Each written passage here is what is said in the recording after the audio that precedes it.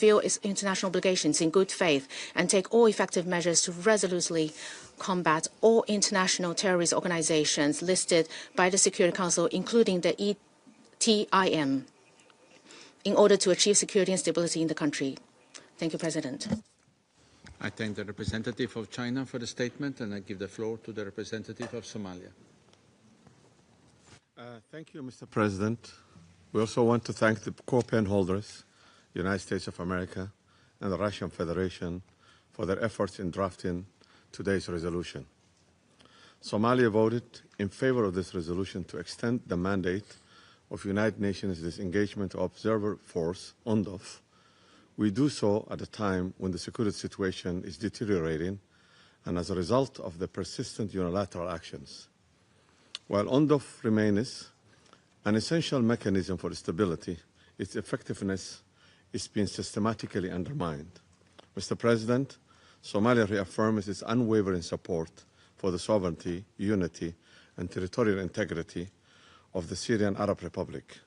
We stand unequivocally that Golan Heights are Syrian land and demand the full return of all occupied Syrian territories in accordance with international law and the relevant Security Council resolutions.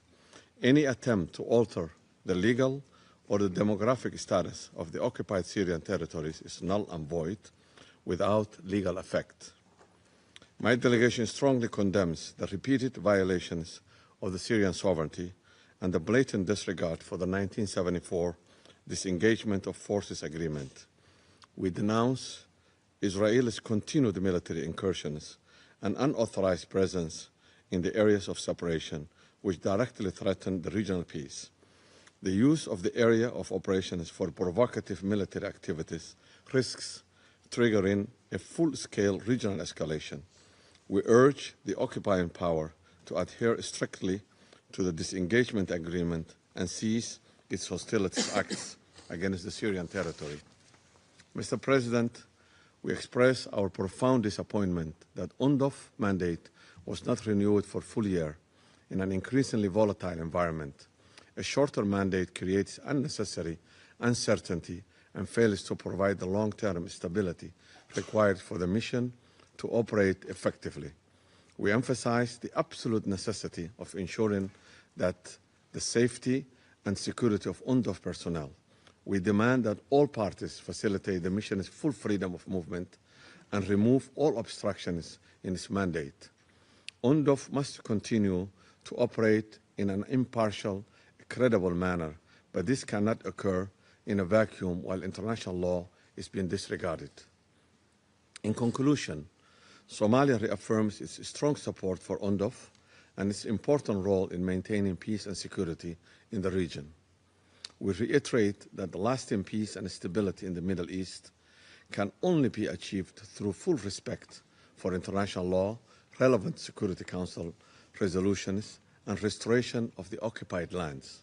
We remain committed to the principles that the dialogue and diplomacy must be rooted in the respect for the national borders and the end of illegal occupation. I thank you. I thank the representative of Somalia for the statement. And now I give the floor to the representative of the Syrian Arab Republic. Thank you, Mr. President. The Security Council has just spoken moments ago and stated clearly and unanimously that the disengagement agreement must be respected and implemented. Anyone who carefully reads the operative paragraphs of the resolution and listens to the comprehensive briefings delivered by the Under-Secretary General for Peace Operations, Mr. Jean-Pierre Lacroix, and even to the Israeli statements themselves, can only conclude that Israel continues to violate every word of that agreement. Everyone now has a clear understanding of the realities prevailing in southern Syria.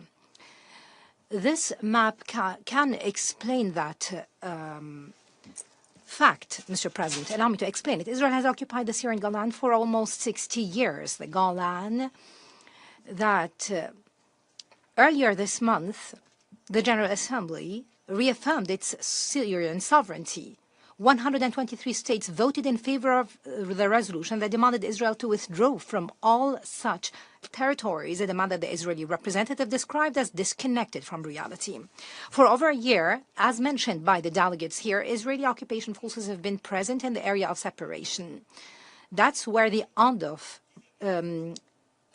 is currently located, and even beyond that separation zone. And they have repeatedly declared that they will not withdraw from the Mount Hermon. The summit of the mount lies along the Syrian-Lebanese border, which is geographically distant from the occupied Golan. Mr. President, the briefing delivered by Mr. Lacroix to this council the past week has answered so many questions. Are there any Syrian armed forces present in the areas subject to inspection? No. Has Israel expanded its presence in southern Syria and continues to violate the resolutions of this esteemed council? Yes. Are Israeli fortification and construction activities in the areas of separation and limitation still ongoing? Yes. Mr. Lacroix confirmed that, and he further added that there are no indications that Israel intends to withdraw at the foreseeable level.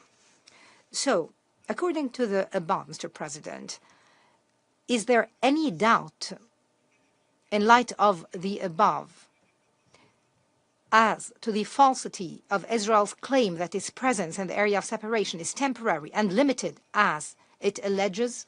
The international community is fully aware of which party is violating its obligations and which party is abiding by them. The international community also is fully aware of who is trying to find a solution with an American mediation that we are thankful for, and who is obstructing such efforts. And I reiterate the question I posed to you during the previous meeting on Syria. How is Syria being rewarded for its commitment to international legitimacy?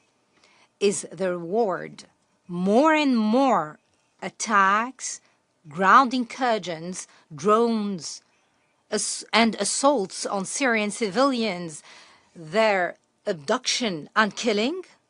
Mr. President, the United Nations has, on numerous occasions, commended Syria for its commitment to facilitating the work of the UNDOF without any harassment or risk. Syria is providing the conducive environment so that it can carry out its mandate in the best possible manner. And as we're approaching a new year, I can only wish the personnel of the UNDOF continued safety. I wish that no harm or danger befall them as a result of the Israeli recklessness within its area of operations. Given that Syria was mentioned a couple of weeks ago as part of a New Year's resolution for the Security Council by a certain delegation, let me share our New Year's resolution in this context. It's an UNDOF force that is able to operate to fulfill its mandate freely and without being surrounded by Israeli occupation forces from each and every side. And of course, our resolution, although that falls within the realm of wishful thinking, unfortunately, is an Israel that abides by Security Council resolutions and adheres to international law. In closing, Mr. President, let me personally thank you for the exemplary presidency of this month. It was a very heavy Syria month, but I think you've done a fantastic job, and you will be very missed from this council. Thank you very much. I thank the representative of the Syrian Arab Republic for the statement, as well as for nice words addressed to my delegation. There are no more names inscribed on the list of speakers. The meeting is adjourned.